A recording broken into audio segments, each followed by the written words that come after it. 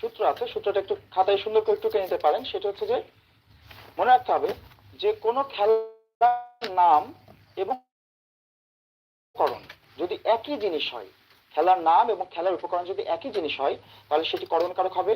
আর খেলার নাম এবং উপকরণ যদি ভিন্ন হয় তাহলে সমকারক হবে।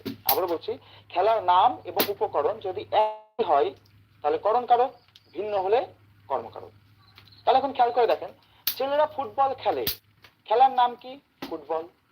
ফুটবল খেলার উপকরণ কি? ফুটবল। তাহলে খেলার নামও ফুটবল, খেলার উপকরণও ফুটবল, দুটো একই জিনিস। যদি একই হয় তাহলে সেটা করণকারক। আচ্ছা, ছেলেরা ক্রিকেট খেলে, খেলার নাম কি? ক্রিকেট। তো ক্রিকেট খেলার উপকরণ কি? উপকরণ কি ক্রিকেট? অবশ্যই ক্রিকেট না। ক্রিকেট খেলার উপকরণ কি? ব্যাট এবং বল।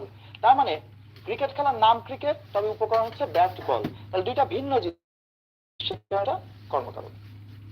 খুব ইন্টারেস্টিং ব্যাপার। এখন যদি বলি ছেলেরা ব্যাট বল খেলে, তাহলে খেয়াল করে দেখেন, ছেলেরা ব্যাট বল খেলে, খেলার নাম কি? Bat ball. তো ব্যাট বল খেলার উপকরণ কি হবে? Bat ball.